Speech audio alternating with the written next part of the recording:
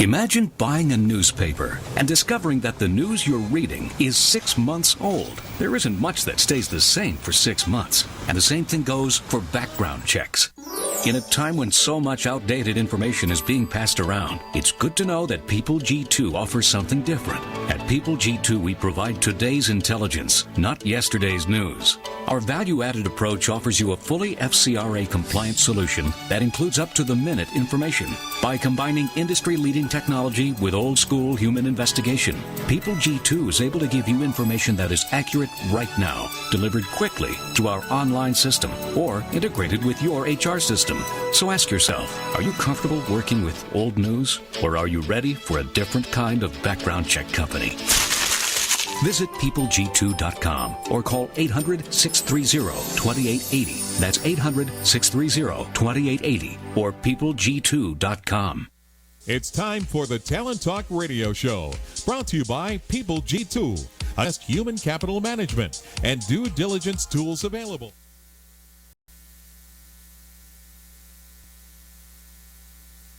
Imagine what it would feel like to lose everything. Imagine buying a newspaper and discovering that the news you're reading is 6 months old. There isn't much that stays the same for 6 months, and the same thing goes for background checks. In a time when so much outdated information is being passed around, it's good to know that People G2 offers something different. At People G2, we provide today's intelligence, not yesterday's news. Our value-added approach offers you a fully FCRA-compliant solution that includes up-to-the-minute information. By combining industry-leading technology with old-school human investigation, People G2 is able to give you information that is accurate right now, delivered quickly through our online system, or integrated with your HR system. So ask yourself, are you comfortable working with old news, or are you ready for a different kind of background check company?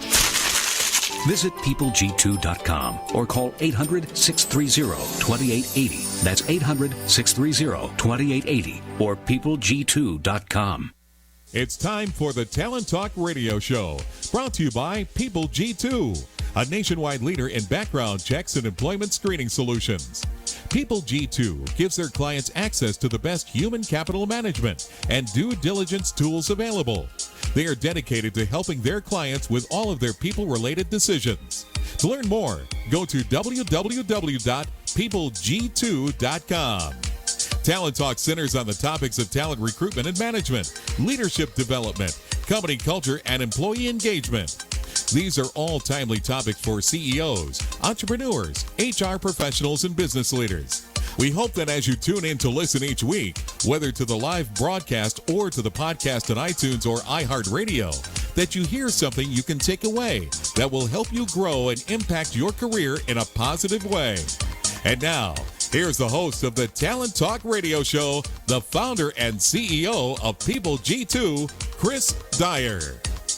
Good afternoon, and thank you for joining me here on Tuesday. It's Talent Talk. It's 1 o'clock, so we're live here in Costa Mesa, and we have two wonderful guests joining me in studio, and even at the same time. So we're not even going to break this up like we normally do. We're having kind of a special show today, and we'll kind of dive into what that means here in a little bit. But let's kind of get through the beginning business here, and that is, I have the kind of privilege of meeting all kinds of inspiring people all the time, and one of them is Cecilia, who's sitting next to me. We'll get to her in a second. And so as I get to meet these people, I usually like to ask them a lot of, annoying questions about why they're successful and why they do the cool things that they do, and try to learn from them. And so this show is really the kind of next generation of my annoying questions. Is let's have this on air. Let me ask them these things and see if, and really see if we can take this to another level. Maybe we can share what we know to those people around us. And we think everyone who's sort of coming in and listening and being a part of the show, we have kind of averaging about 10,000 people are downloading one of the podcasts every single day. And so really, really appreciate all the great support that everyone's doing. So don't forget, you can go to iTunes, you can go to iHeartRadio, you can find us there. You can tune in live on the TuneIn network. There's so many great ways you can find us. Maybe talenttalkradio.com. There's really no excuse not to listen to the past shows. But let's go ahead and maybe kind of get to the show. Don't forget, if you have a question, feel free to send it to us on Twitter. You can just pop in that question, add at PeopleG2. Hopefully you have enough room to add in the hashtag Talent Talk. That way my producer Mike can find it and he will shoot it over to me. And we'll try to ask our guests the questions if you get us in live. If you don't get us live, because most of you get us after the fact, I'm sure our guests will be happy to answer any questions you have on Twitter afterwards. So speaking of my guests, today we have Cecilia Gorman. She's the owner of Creative Talent Partners.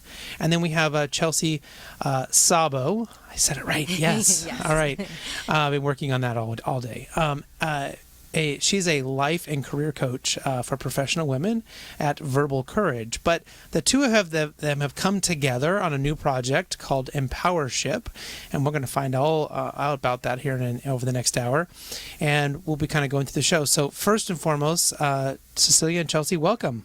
Thanks, Chris. Thanks for having us. Excited to be here. Yeah, I'm really glad. So we are Facebook Living this right now. So if you happen to be on Facebook, we're video live right now with that.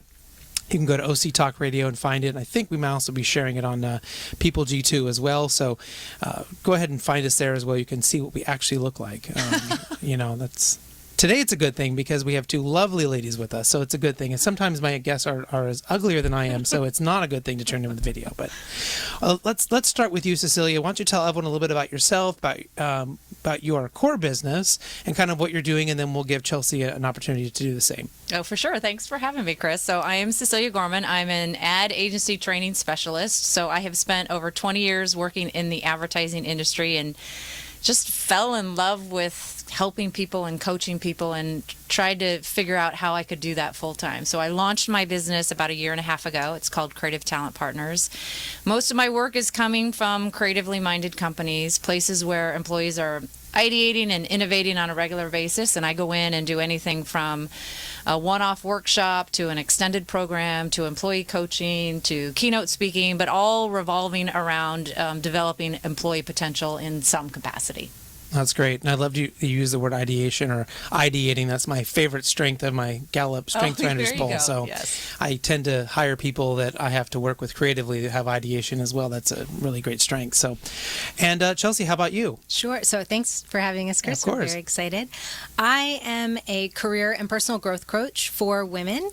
I also do some speaking events, so webinars, workshops, but it's all anchored in helping women fully step into their authenticity and have their honest and confident voice. So it's all about really just owning who you are, maybe owning who you are a little bit more, caring a little less about pissing people off or, Right. fitting in and just really stepping in and taking your career to the next level. Well, that's great. So I know, Chelsea, last year you authored a survey which asked some women, what does it take for you to thrive at work? And we'll get into some of the specifics of the survey in a second, but what was the general response to the survey? Were there some sort of general takeaways? Yeah, there were actually a few, but one of the core takeaways and the whole reason I started this survey was because I wanted to find out, there was all of this talk about outside factors holding women back from succeeding, whether it was they didn't have a seat at the table, there wasn't equal pay, it's a boys' club, especially in the advertising industry, which, Right. I had a 10-year background in. But what I was finding in my coaching was a little bit different, that it was the individual woman that was holding herself back or hurdles and struggles. So the whole kind of goal of it was to see, am I right? Is this more of a factor, at least a driving factor? And that was echoed through the results. So I think that the biggest takeaway is, one in three women did not identify as thriving. And basically 1 in 3 women also said it was their own inner critic holding them back from thriving. And have you looked at this?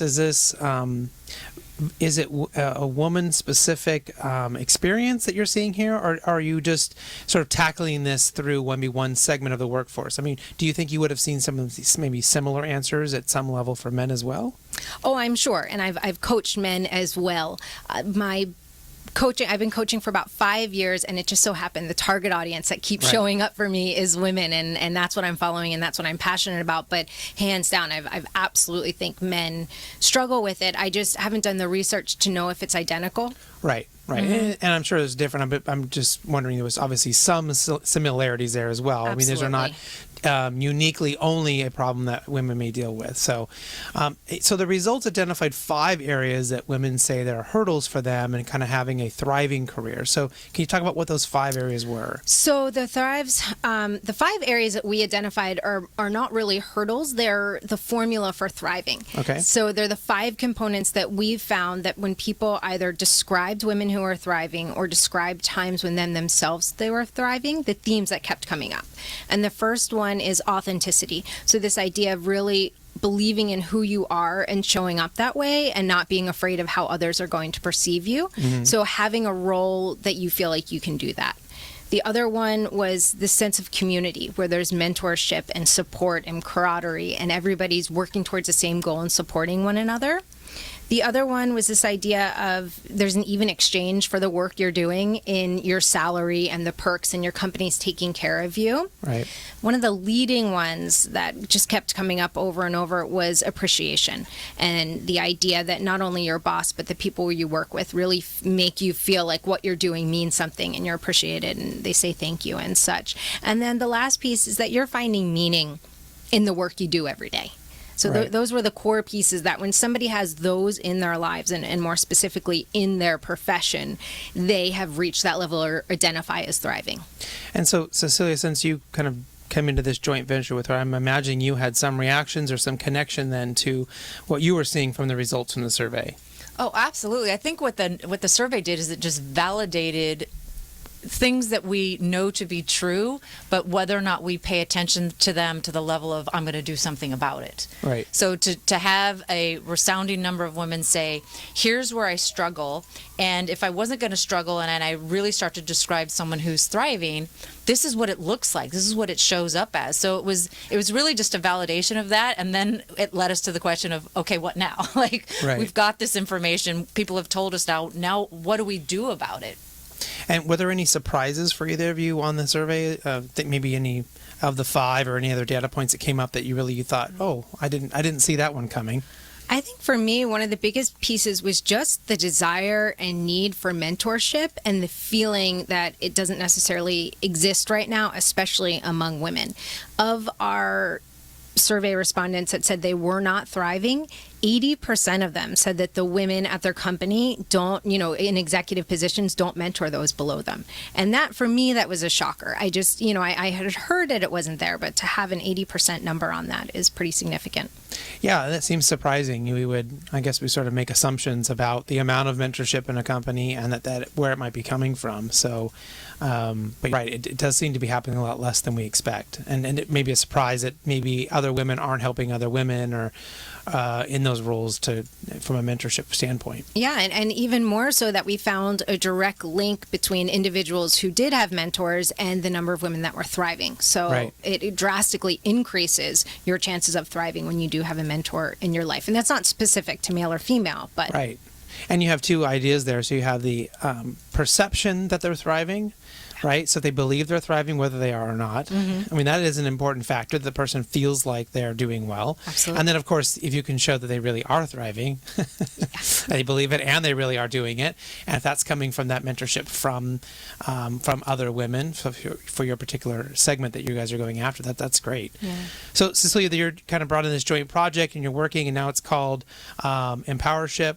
Can you talk about what the program really is? What is it designed for, and how do you hope that you can effectively empower women in the workplace? Yeah, for sure. So when Chelsea ended up with this data, and one of the key pieces was I'm not being mentored. I'm not feeling that I'm mentored. The first question that came to me was, how can we turn mentorship upside down? So from my experience, either working at an agency or being in HR, mentorship programs always start with great intentions. So when a company decides they want to have a formal mentorship program, everyone's into it. The people who are going to be mentored are excited. The people who are going to do the mentoring want to give back, and everyone goes into it with really high regard at how it's going to turn out.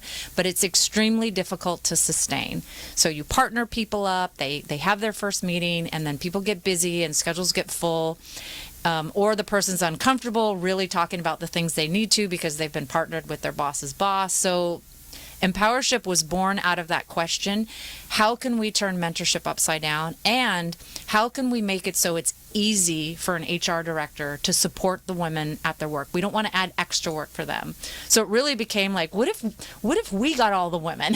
What if they turned them over to us and we mentored them for a year, and we got all sorts of content that addressed the issues that they said, these are the challenges to me thriving. We Right. had a curriculum. And so the excitement becomes, wow, we could really touch every woman in a workplace that maybe isn't getting the kind of support that they need to it in the width of resources and then the depth of them. So you went back and said, well, what's the good part about mentorship? Well, they get mentored. And what's the bad part? Well, it's a lot of work for everybody. Yeah. So you removed that and made a business out of it. So Absolutely. That's good. I love it. So I think I have it written down here, and maybe you can correct me if I'm wrong, that there are 5 parts of the program: mentorship, camaraderie, networking, training, and coaching. Did I get that right? Or am I wrong? No, I think that is a beautiful way to describe it. And honestly, we've had a tough time because first we called it a mentorship program. So when we were initially putting our thoughts on paper, we said Empowership, is a new and progressive mentorship program. But then we kept saying it's more than mentorship. There's community, there's camaraderie, and you're going to get coached, and you're going to have the ability to get your questions and challenges answered. And then there's a training capacity. So it is all of that and more. And it's really about the participation of a community of women that's all determined to raise the level of their ability to thrive in the workplace. Well, I was just going to add that the whole curriculum and the whole 1 year is anchored in the results that we found from the survey. So we're addressing those core struggles that they're going through and giving them the tools, resources in numerous different fashions for them to interact with that, whether it's life-work balance or their inner critic, the confidence, all of that coming into. Okay, I think we're going to take our first commercial break, and when we come back, we'll find out more about this great program and maybe talk a little bit about what they expect the results to be. So we'll be right back after this quick commercial break. Imagine what it would feel like to lose everything: your job, your home, your family, your dignity. This has happened to thousands of the men, women, veterans, and young adults we serve at Working Wardrobes. What do we do to help? We provide career development services, life skills workshops, job skills training. We provide the perfect interview outfit, and we get clients placed in jobs. Call Working Wardrobes, 714-210-2460. Donate, volunteer, invest, hire. When it comes to pioneers in their respective industries, we all know the Apples, Starbucks, and Trader Joe's of the world. In the realm of recruiting, Decision Toolbox is the industry's best-kept secret, with 90% of their business from referrals and repeat customers. For over 20 years, Decision Toolbox's U.S.-based team of recruiters, sourcers, professional writers, quality personnel, and tech support has perfected a Six Sigma approach to talent management. No matter the size of the project, Decision Toolbox delivers incredible results. A cost per hire less than half of what contingency firms charge, with the winning candidate presented in an average of 14 days, all with a 12-month candidate warranty. With results like that, Decision Toolbox won't be a secret for long. Visit us at www.dtoolbox.com for more information. Welcome back to the Talent Talk Radio Show. If you're just joining us, we have 2 wonderful guests in studio today at the same time. We have Cecilia Gorman and Chelsea Szabo. I've said it correctly twice now. I feel like the rest of my month will just be easy now. Just done. As a reminder, don't forget you can tweet any questions you have to @PeopleG2 and use that hashtag Talent Talk.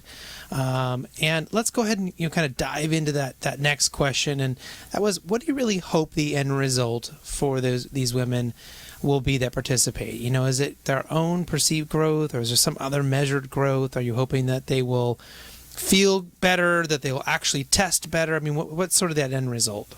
So a year's worth of curriculum is a lot, right? There's going to be a lot of conversation going on this, pool of topics that we have. And we can talk and talk and talk till we're blue in the face, right? We can have webinars, we can have monthly calls, but we have to arm women with with a tangible to do. So the goal is that we're actually giving people the know-how to be able to show up differently at work because of what they're hearing with us. That we're going to go deep on topics that probably aren't in the normal training realm of what HR is going to bring in, right? You're most likely not going to talk for hours upon hours about authenticity or your inner critic. You're just not, because you're going to dedicate those training resources to something that's maybe a little bit bigger or a little bit broader for your employees. So to give them a tangible thing to do, a know-how to act and show up differently is definitely one of our goals. Yeah, and I think when we talk about show up differently, what does that look like? It's stronger relationships with the people you're working with, which ultimately helps the outcome of all your projects. It's a deeper passion tied to the work that you're delivering, a stronger understanding of balance and boundaries and how to set those so you can really thrive in your work. So it's incremental movement in all different areas. And is there some level of because this is being kind of pulled out of the company and being done in your space, does that become a safer space for women? Does that become a place where they can go deeper into something they want to go deeper into, or talk about something they want to talk about that maybe they wouldn't be as comfortable in the traditional work setting? Absolutely. One of the adjectives we use is just we're objective, right? We can be that voice. The experience that I have in HR and training and coaching, and the experience that Chelsea has in training and coaching, like we want to be those people that are able to guide folks. And you're absolutely right. They need to feel comfortable expressing the challenges that we have. So we have a closed Facebook community, but people can see your name when you're participating, but we also are giving our members a forum to submit questions anonymously, and those questions go to our advisory board.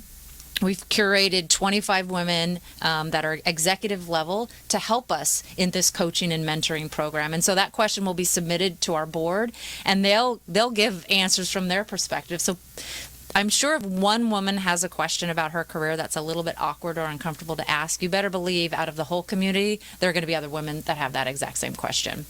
Right. And so you start to have almost like a lot of content there, right? They can go back, people can look at, they can see, they can dive into, they can read. It's almost like an empowered woman's LinkedIn, almost, right? On the wall, right? Without the weird creepiness that's on there sometimes. Well, yeah, and it's a cross-pollination across various agencies, which I think there's power in that, where you can offer up stuff and you're not just within your niche and get outside perspective on that. And everything we do is recorded, archived, and tagged. So we talk out. There's a lot of conversations going on. There's going to be webinars, there's calls, there's pop-up videos. No one can consume all of that during the workday, and we know that. So to be able to go onto our digital library and search a topic that you're struggling with right then, like maybe you just found out you were pregnant and, oh my God, how do I become a working mother? You can go into our digital library, you can search by a tag, and every conversation that we've had around that subject will come up.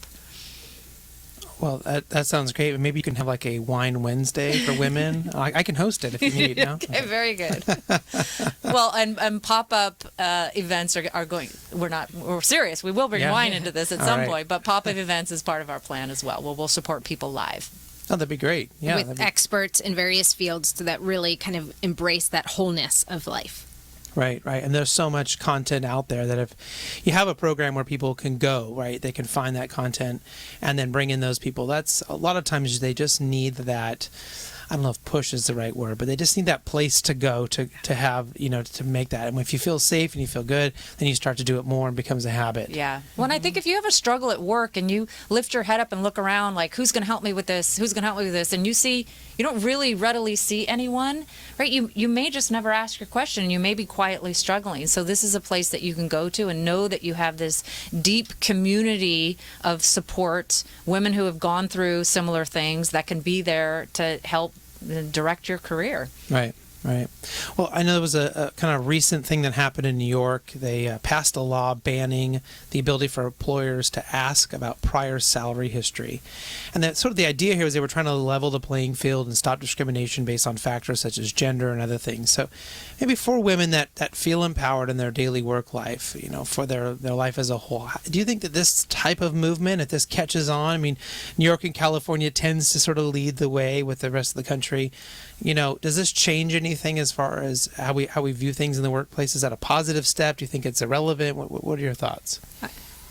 I think it's quite positive, and one of the reasons I say that is because when we talk about with my clients the pay gap, and I had one client in particular where somebody reporting into her was making about $20K more, and the idea was whenever she goes to apply for a job, she's starting at this level. And women tend to have a lower base, whether it was they didn't negotiate right out the door or they took some time out to have their kids. So their numbers tend to be lower. And even our survey found that money is not a top priority. So when people are going into negotiation, money is not the first thing that they're negotiating for as a woman. So what happens is when you apply for a job and you're starting with that base level, it can sometimes skew where you're going to end up. So the idea that doesn't exist, I think is fabulous.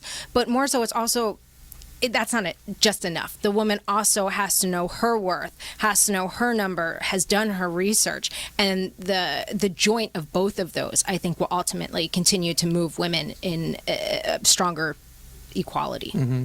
Do you think there needs to be like some crazy, almost thinking like an algorithm or something that would somehow solve this problem, right? It'd be like the number of years, it might be your education, it might be your whatever, something that could somehow figure out, are you being paid equally? Because you brought up some interesting points. If you took off some time from your career to go have kids and you were out for 4 years, how does that impact that number, right? And what's fair and what's not?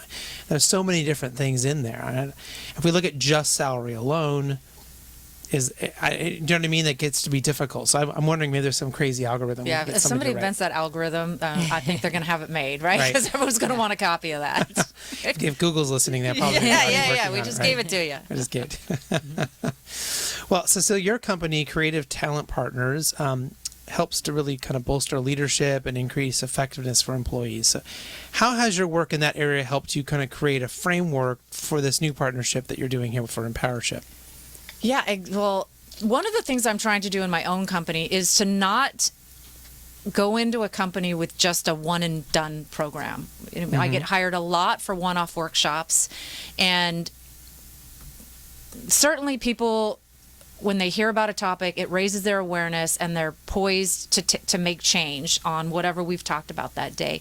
What I am starting to do is to make any workshop I do part of an extended program. So there's length and longevity to the learning. So people have a chance to hear what they need to hear, go back to their desk, apply it for a while, and then come back again and get another lesson, so that there's a 3-month program or a 6-month program, so that they can feel supported on that particular arena for a longer period of time. So that was one of the lessons that I'm learning in my own business that we applied to Empowership, which was, how can we give women support for an entire year? Like, what does that look like? Right. Sure, we could have just done 4 webinars, 1 a month for 4 months, and talked about the things we needed to talk about. Right. But this was like, you almost need a year for the things to actually happen to you. Maybe you get promoted in a year. Maybe you have a second child in a year. But there's a longer term to where these challenges are going to show up in your career. It's almost like telling the kids who are going to go to Disneyland and they get really excited and you get in the car and then somehow you run out of gas on Catella Avenue and you don't actually get to Disneyland, right? And you keep promising them, we're going to go. And that's sort of what a lot of times these programs do. Get people really excited. I'm going to end up in this great place. I'm going to get motivated. I'm going to get empowered. And then we don't reach the finish line. So it sounds like you're sort of really trying to get that in there. How do you have that full experience, take them all the way through? And I think it's the application part of it. We want them to learn something, to digest it, and then to go back to work and actually start applying and seeing how that works for them, and then have a place to come back and ask more questions too. Right. Well, and also the accountability. Now they have people there cheering them on, checking in. They have goals, that idea of really being responsible for that forward action, because anybody can go to an event, but if you say, oh, that's great content, and then you do nothing about it because we're all busy or whatever it is, this just helps make sure that you're checking the marks along the way. Yeah, I mean, nothing's worse than going to a conference and then get you in a frenzy and you get all worked up. Yes, I'm going to do this thing. And you go back to work and you go, but I don't know how to do this thing. Yeah. Which goes back to the how-tos. Right. And you need all those how-tos. You need all those things kind of really, really in there. Now, since Cecilia's in my book club in Orange County, I should say our book club. It's not my book club. It's our book club. And I know more about you, but maybe you could kind of give everyone a little background of kind of your walk through HR, your career, of kind of how you went got to this place, so that know a little bit more about you. Sure. So I always say I was an accidental HR person, Right. so it wasn't in my line of sight at any time. But no matter what job I had, I always had one foot in HR's office. I always wanted to know what they were up to. Deep and passionate interest in coaching people and helping people. So even from my days when I started out as a print producer, mid-level manager, I wanted to know what HR was up to. So fast forward that, I started to more formally get involved with some training and development when I moved from Y&R to Oakley. I was at Oakley for a while, and they had a 10-person deep training and development team. So they became my fast friends. And what are you guys working on? What can I help you with? What can I run? Where can I Right. speak? And I was just so intrigued by it. I just never thought that I could actually work in HR. And then the last agency I worked at, which was in Ocean here in Huntington Beach, I had the opportunity to take a full-time training and development job. So it was going to be my responsibility 40 hours a week to train people. I was so ecstatic. And right when I took the job, the HR manager retired. So I ended up having more HR responsibilities on my plate. And it gave me a deep respect for anyone in HR immediately. Right. It's an incredibly tough job. But I got to do really deep what I love to do, which was to help employees try to get to a better place. It's just when you're in HR, it's tough. It's a tough thing to do. So that was my experience. And so I joined HR Book Club when I was officially in HR, and then I love reading so much. And you, of course, I've never left. I just love it. It's a great group. Yeah, it's a fun group. And you brought up an interesting point about, kind of helping people become better inside of companies. And it still feels like that is a foreign concept, that our number one focus is for us to make more money, to increase our sales, to increase our profits. And those are all very important, necessary things for a company to exist. And yet it is the development of our people that ultimately helps those goals in such a grander way. And yet I see people just ignore their people. They'll just, let great knowledge and understanding go out the door to bring in the next, person that they think is going to solve their problem or whatever it may be. And so do you kind of see that correlation between that development and the ultimate kind of company goals as well? Yeah, well, one of the things Chelsea and I created coming out of her Thrive Project survey was something called the Thrive Factors. And if you go back to your days in Psych 101 back in college, where you had Abraham Maslow's hierarchy of needs, our Thrive Factors is similar. So it's a triangle, and it shows you the 3 layers of employee needs. And this is not gender specific. This is anyone. Right. And foundationally, what a company needs to do to get into place, the basics, at the bare minimum, people need to know what their job is. You need to have fair and competitive benefits. You need to have a safe environment within which to work.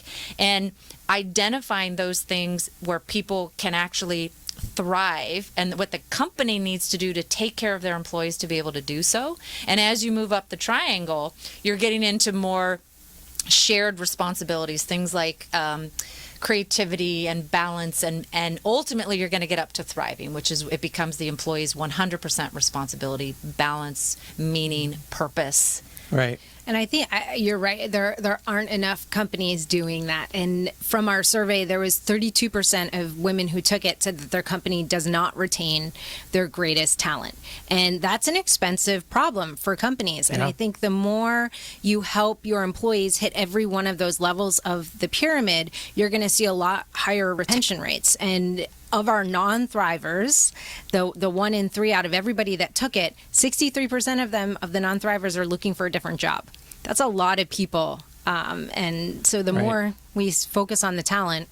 Yeah, I mean, the more you do on the talent, the better you can be. I think otherwise people just sort of focus on you mentioned Psych 101, maybe just the Pavlov, experience of just giving them pizza or a ping pong table or something and then expecting everything to be okay, right? Just do the short-term stuff instead of the deeper, long-term, kind of really effective things. It sounds like you guys have a really great program to at least identify a particular segment of the workforce, which is really important, and one that I'm not sure the whole lot of companies have gotten right yet, or has really become the golden child of women's empowerment, or what I mean, really doing it, because some of the biggest and best companies are in tech, and then they struggle with diversity, they struggle with their numbers, for whatever reason you want to give them.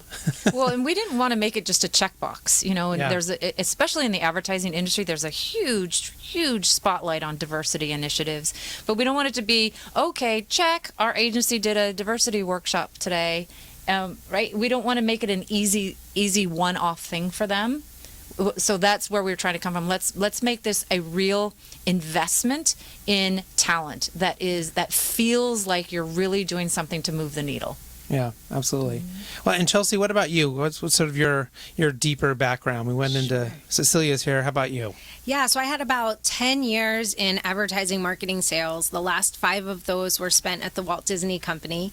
And during that time, I've just always had this deep passion for helping others and working with others. And I did a lot of volunteering. I was served on several boards, and it wasn't enough of an outreach. I wanted that one-on-one. So during my time at Disney, I got certified as a career and life coach, and spent about a year in that program. And then for the last 5 or 6 years have really anchored and just followed where the breadcrumbs led, and it came to the creation of Verbal Courage. And that's where I'm loving it and enjoying that one-on-one with women, but then also in the group setting with workshops and helping women find their voice, find their authenticity. And I got to do the same during that journey, which was a good growth and lessons, and I'm bringing all of them into the work that I do.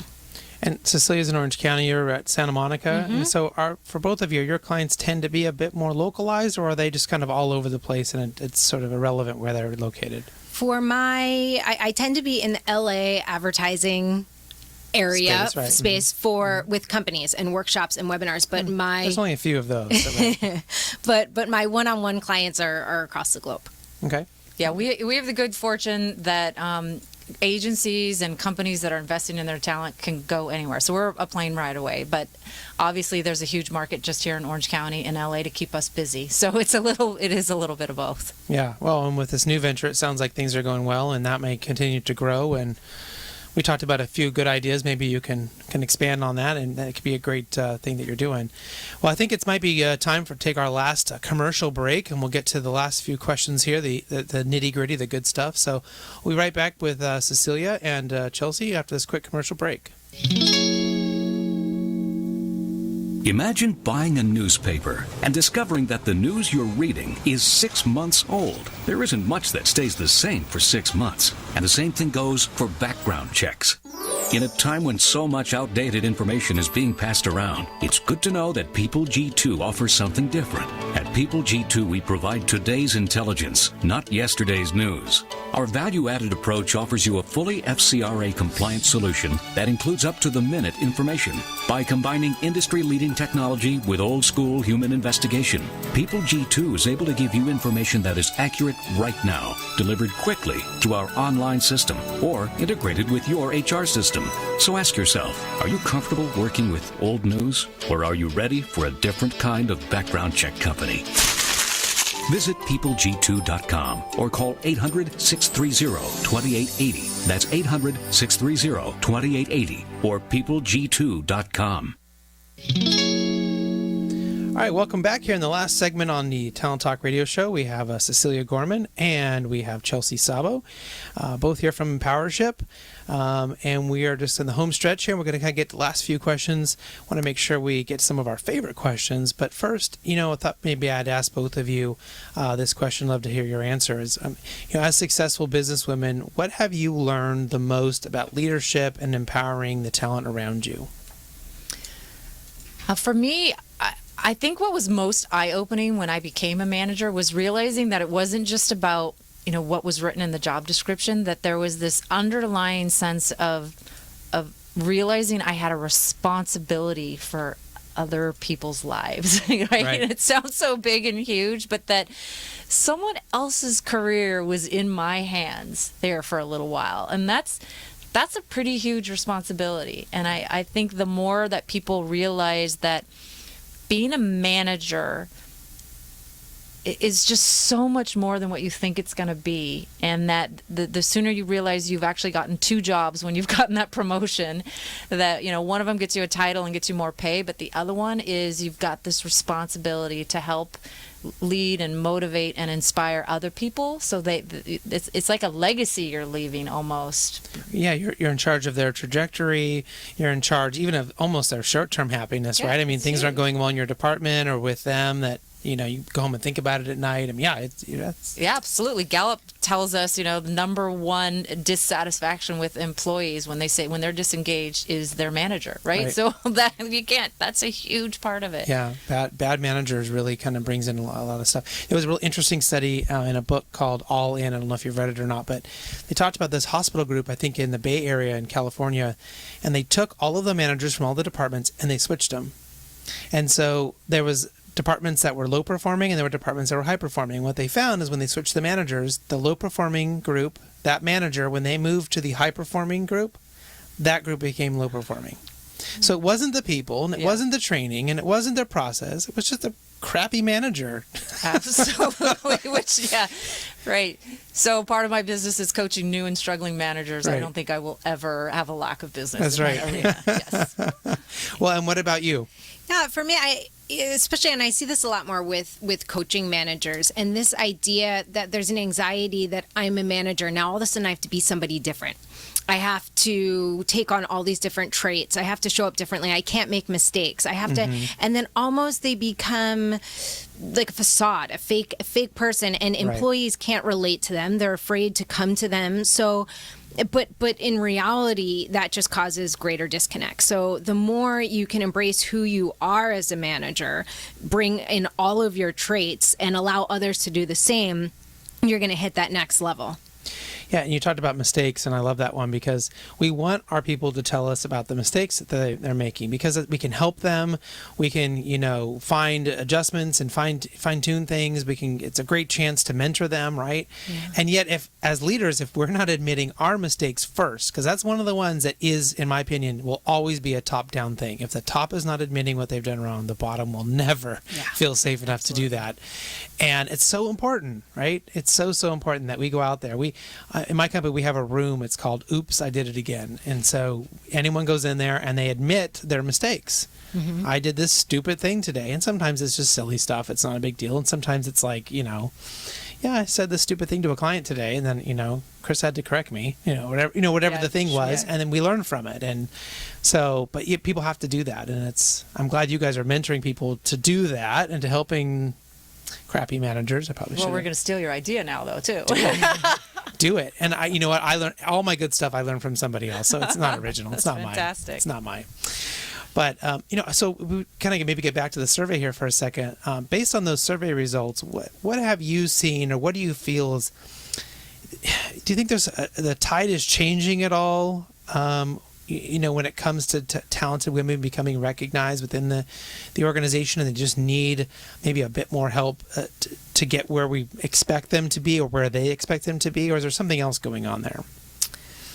Let's see if I answer this accordingly. But so basically, I believe there's external changes that are absolutely awareness. People are talking. I think, the kind of old school boys club is no longer going to be acceptable in some terms, just because people are talking about it and there's internal changes, or at least I'd say awareness.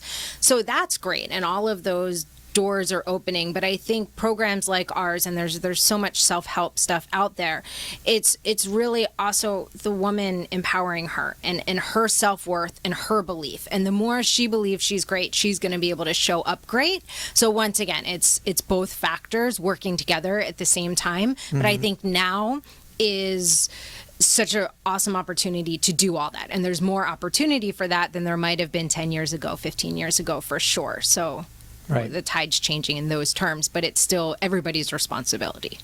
Oh, and I just think generationally things are changing. Yeah. So the way people were appreciated and recognized and maybe ultimately promoted was so different 5 or 10 years ago than it's going to be in 5 to 10 years, because millennials have different needs. Their need to be recognized, their need to be invested in, and to know that somebody is training and developing. They have a shorter tolerance than we did, right? They won't stand for that if they aren't getting the tools that they need in a job. They'll jump.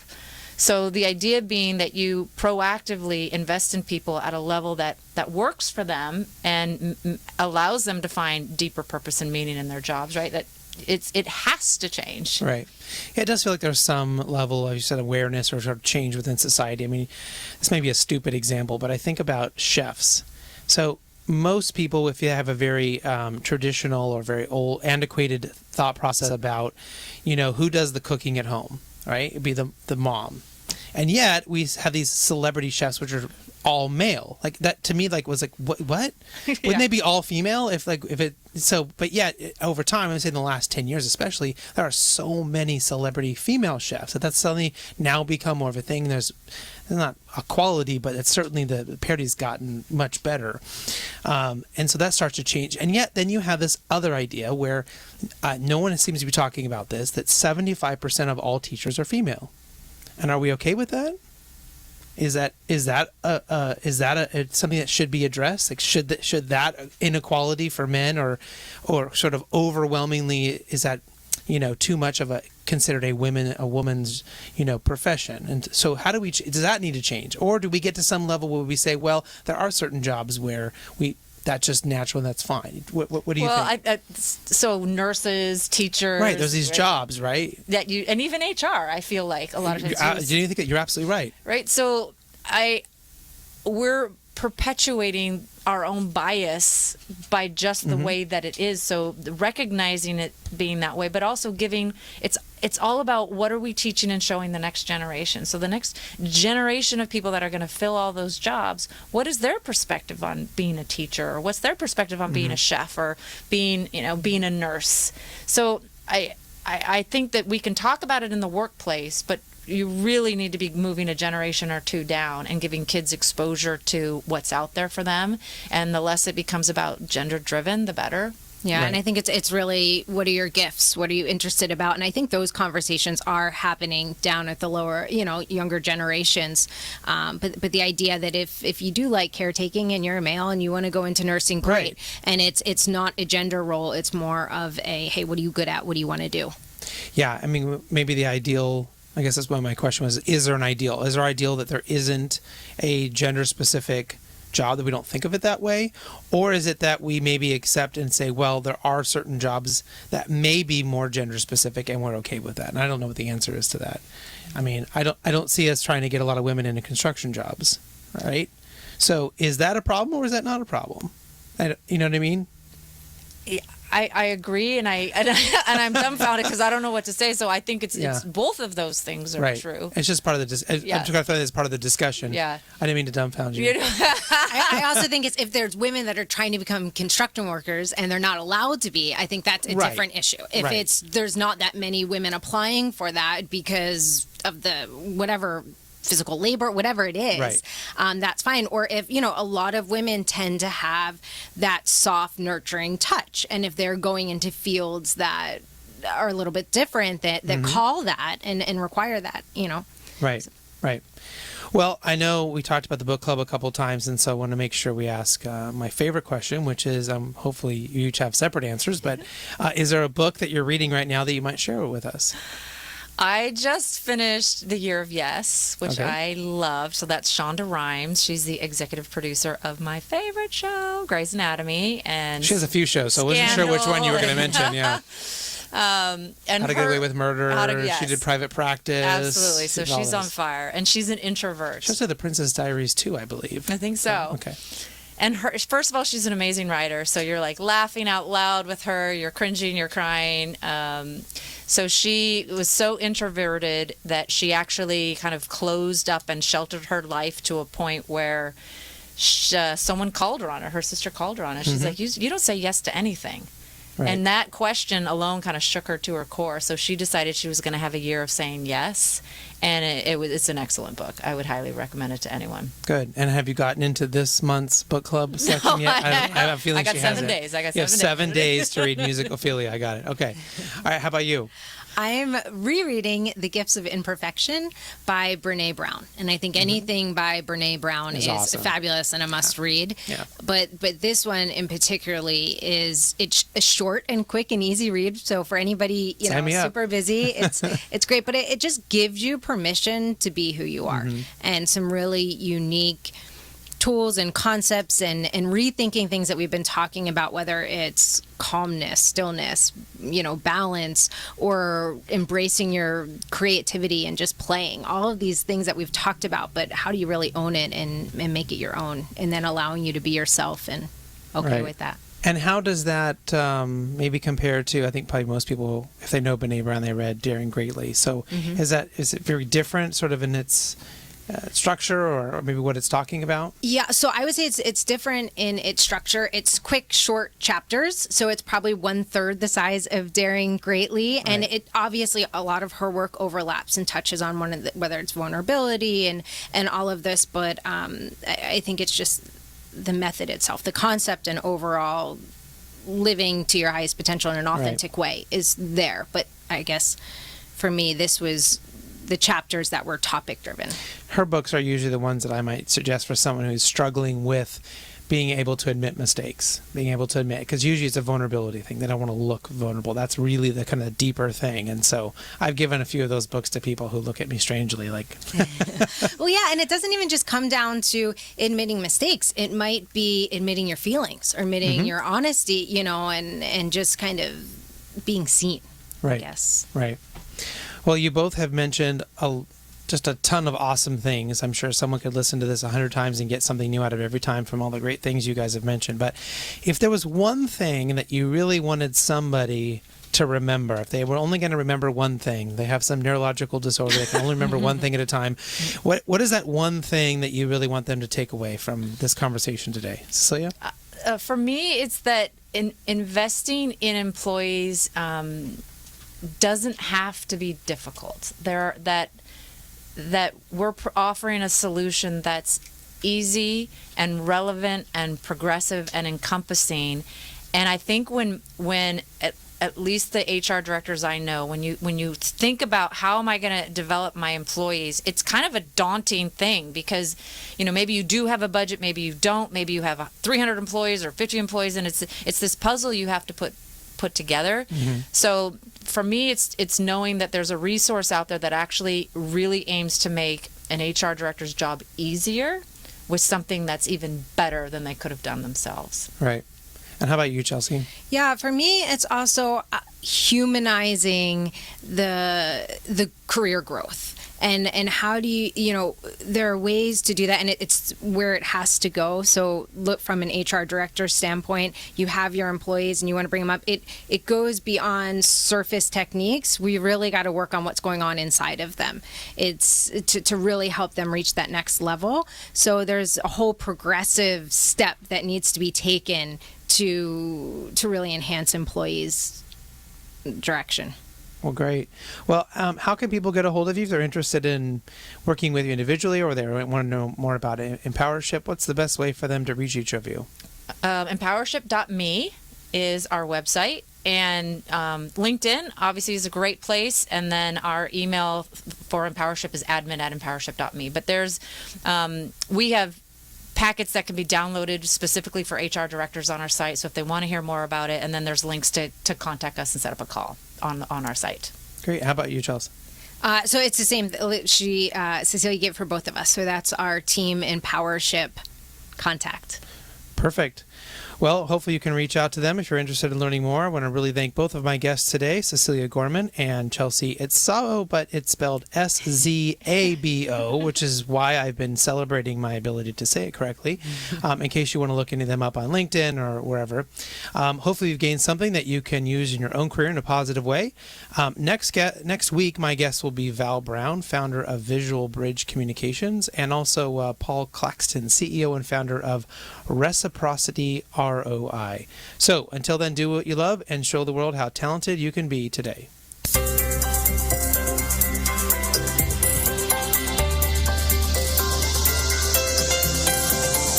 You've been listening to Talent Talk Radio, brought to you by People G2.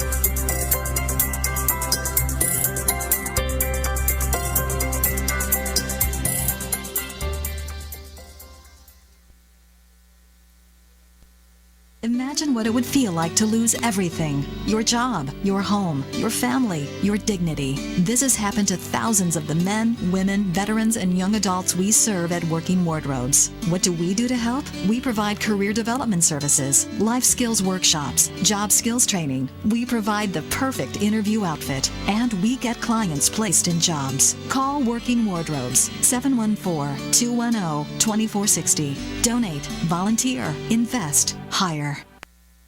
OCTalkRadio.net.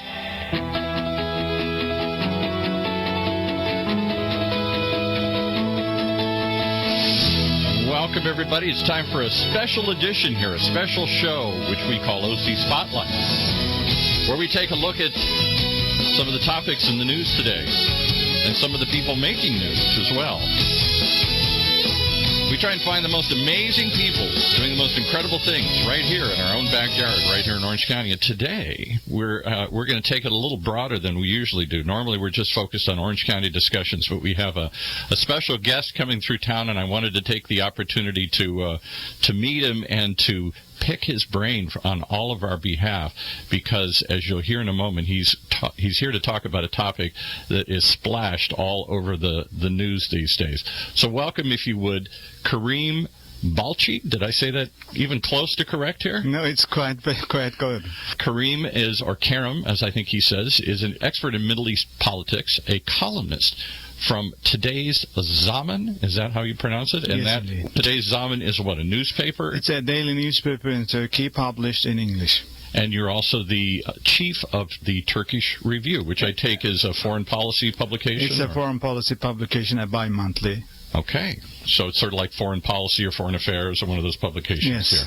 All right. Well, what in the world brings you to our spot of the world? What brings you all the way across continents here to Orange County? Let me tell first what brings me out of Turkey. Right. I am blacklisted by the Turkish government. Oh, wow. Is that why there are helicopters flying around outside looking for you here? I hope not.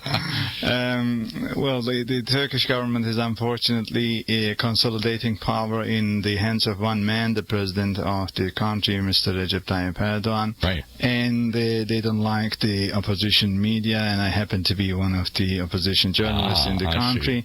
So they took me out of the country. It's a self-imposed exile to prevent any possible arrest. So you're not going back then to Turkey in the foreseeable future here? Well, when the president goes out of the country, I will turn back to the country. Okay. Well, all right. So, and specifically, you're here at the invitation of the Pacifica Institute. Give us a quick overview of what the Pacifica Institute. I looked it up in the internet, and I confess I had never heard of it before, and shame on me, because it's quite a large organization with a lot of branches, one of which happens to be here in Orange County. What do they do? In fact, Pacifica Institute operates in the West Coast cities of the United States. It's an organization basically of the Turkish diaspora living in the United States, trying to help the Turkish community to better integrate into the greater American society and help the American society to understand the dynamics of Middle Eastern politics and culture. And is there a large Turkish diaspora, as we say, is a group of people who would probably prefer to live in their home country, but for various reasons have left and have formed communities elsewhere? Is there a large Turkish community here in America, and specifically Orange County? Well, in fact, quantitatively speaking, the numbers are not huge, but qualitatively speaking, I can assuredly say the Western Coast is a beautiful place for or Turkish engineers, working in Silicon Valley and similar engineering compounds. And universities in the West Coast do host many Turkish academics, mainly on Turkey, Islam, Middle East, Central Asia, and so on. They are able to set the tone of the discussion in this part of the world. If there is a Turkish center in Orange or in America here today, where do most Turks live? For example,